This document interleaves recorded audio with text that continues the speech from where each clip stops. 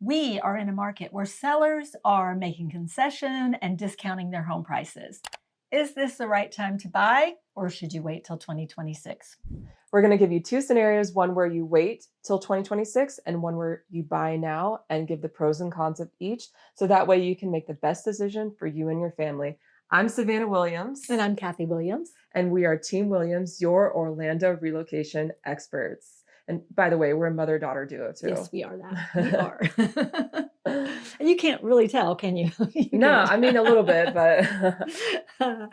So today we're going to give the two scenarios. What is the first scenario? Scenario one, you wait till 2026 to buy. Maybe you've been looking on the internet at homes and you've noticed that sellers have been making discounts, and you've heard the interest rates could be going down or are going down. So maybe you're waiting until lower interest rates and lower home prices.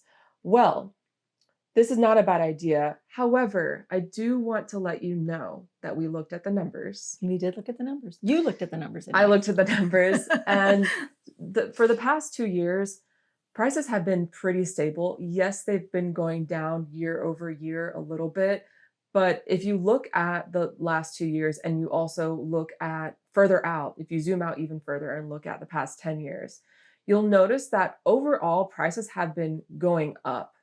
Oh yeah, I mean it's like a graph that doesn't go up like this or down like this. It's gradual. It kind of up and then a little plateau. There's and up and a little little valleys, plateau. little peaks. Yeah, exactly. That's along the way. Mm-hmm. And so if you're thinking that there's going to be major price drops next year, we don't see that happening in the numbers. Then the trajectory of numbers helps us know what's probably going to happen in the near future, or next year, in the next 6 months. Mm-hmm. Most likely prices are just going to be going up, then going down, then going up, dipping, and then on their way to going up overall in the greater scheme of things. Yeah, and I think it's fluid, and we don't have a crystal ball, but we do use this data that Savannah has dug into in depth to help you understand, kind of in a simpler way, that the market is pretty stable in Central Florida. Mm-hmm. Yes, are homes sitting on the market longer? Yes. Yes, are people taking discounts on the home and doing concessions? Yes, both of those things are true, but that doesn't mean there aren't houses that are selling quickly, because there are. There are homes that are, your cream puff homes that look great and look beautiful. They're staged beautifully and they're priced right. Those are going to fly off the market. Okay, so it's just a pretty good market for a buyer right now. It's definitely positioned. The market has positioned itself to be great for buyers now, Mm-hmm. and most likely in 2026 as well. Mm-hmm. And so scenario two, instead of waiting for 2026, you go ahead and buy now. What does that look like for you as far as savings versus in 2026? Well, it's, for one thing, is you have to remember it is the holiday season. It is the holiday Tis the season. It's my most favorite time of the year.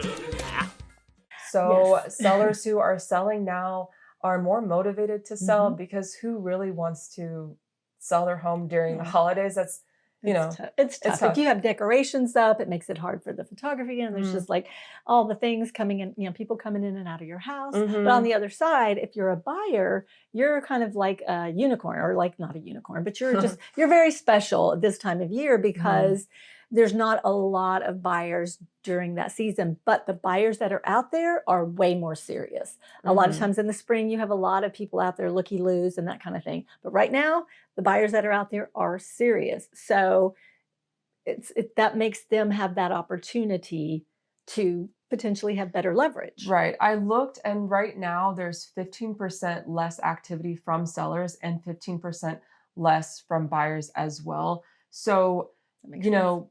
in the springtime, if you wait until, the spring or next year, you might be looking at more supply of homes or more inventory, but you're also going to be facing more competition from buyers too. So it kind of evens out. Mhm. Yes, there's less inventory, less new listings now than there will be in the spring, most likely. Yeah.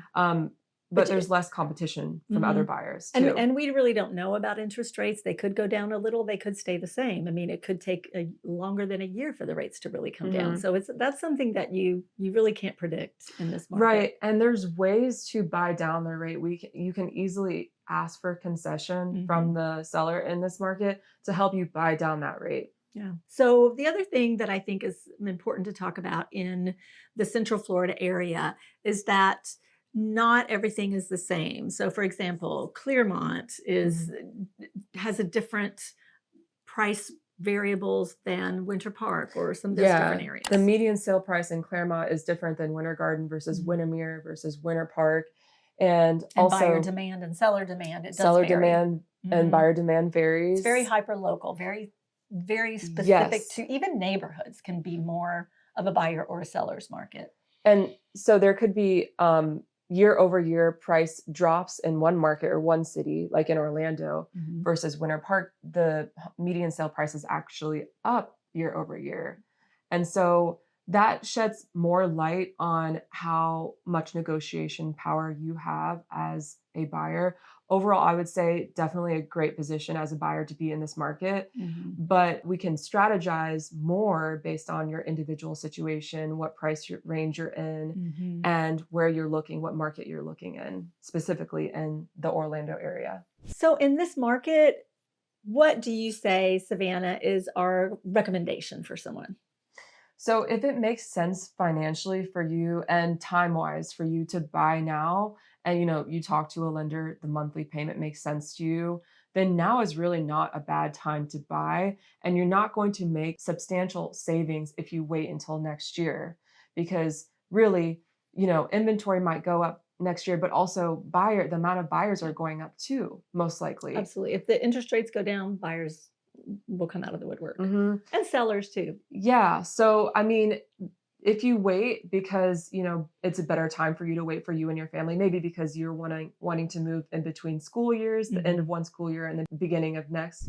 If you're wanting to wait because maybe it's better for you and your family to move during the summertime, I don't think that's going to be a huge disadvantage to you to wait. If you personally feel like it's better for you to wait, but don't base it off the headlines. Don't base it off of this scare around prices severely dropping, you buying at a peak time of the market, because that's simply not what the numbers are telling us. The numbers are telling us that prices have been stable over the past couple of years, and they will probably continue to be stable over the upcoming year as well. Like you said, exactly. It has to be the right timing for you. So we hope you found that helpful today. Don't forget to download our Greater Orlando Relocation Guide. This is going to give you a lot of information about all the different areas of Greater Orlando. So it's great to download if you are interested in relocating to the area. And if you want to follow us and hear more of this great content about the Orlando market, go ahead and subscribe to our channel, and we will see you next time. See you next time. Have a great day. Bye-bye now.